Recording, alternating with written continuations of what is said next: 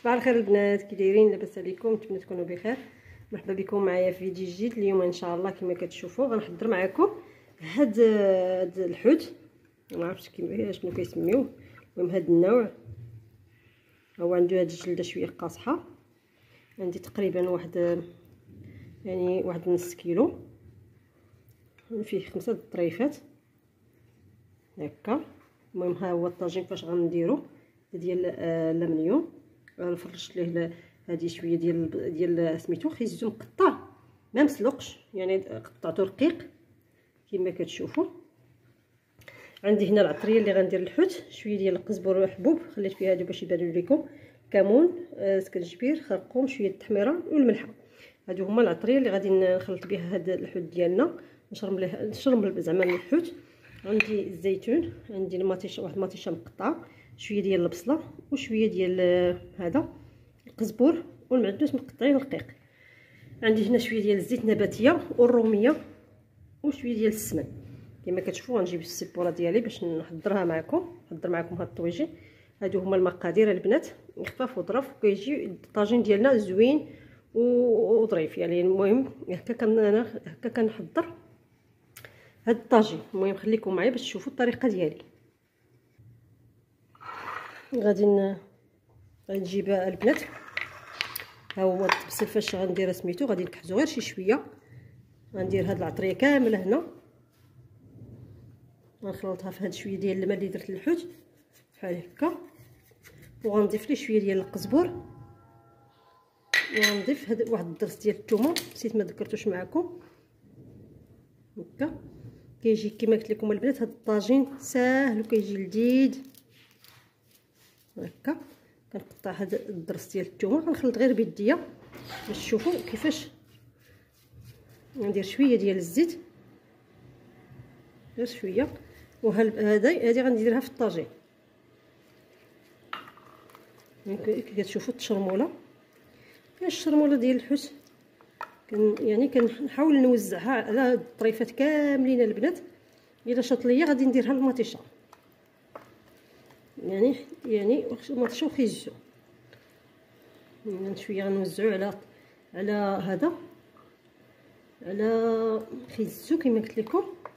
هاد شويه غادي نخليه كما قلت لكم، نخليه المطيشه. انا كنوزع دابا، كنحط شي شويه على الطاجين كما كتشوفوا، وغنضيف ديك الزويته اللي وريتكم، واحد 2 المعالق كبار. وغنجيب الطويجين ديالي، بلاتي نكحز هذا شي شويه حيت هاد الثومه واش كيبان. وهذاك غنضيف دابا هاد الطريفات ديال الحوت، هذه شويه عاليه ندير ليها هكا كيبان البنات، نشوف. وهذاك وغنجيب هاد المطيشه ندير ليها هكا كما تشوفوا البنات، نوزع عليها هاد الشرموله حتى هي باش تنسم، يعني بلا كل مره نزيدو. صافي كندورها على الحوت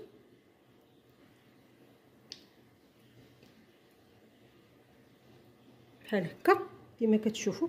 ونفس الشيء بالنسبه للبصيله حتى هي غادي نجيبها وندير ليها بحال هكا. الوصفه البنات جد صحيه وخفيفه، ما كتطلبش بزاف د الوقت، غير يعني كما كتعرفوا الحوت راه ما كياخذش نص ساعه راه كيوجد. صافي غادي نجيب شويه ديال الماء من بعد، غير غادي نشلل هاد الطبسل ونحط على سميتو. وغنجيب شويه ديال هاد القزبر غير يعطينا الديكور. وغنجيب هاد الزيتون حتى هو، يعني دغيا كيوجد نصف ساعه كما قلت لكم. ها هو الطاجين ديالنا. وغنجيب هاد المعلقه صغيره ما عمرش ديال السمن، غنخشيها غير من هنا راه غدوب.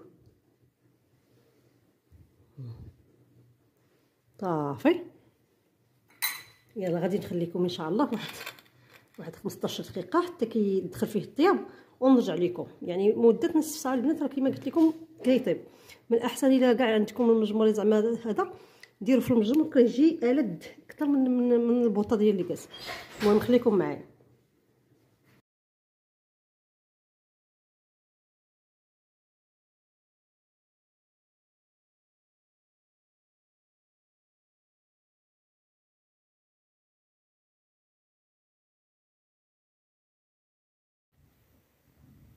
كما كتشوفوا البنات صافي درت هذا، كملت الطاجين ديالي ديال الحوت. دابا درتو في سميتو فوق البوطه.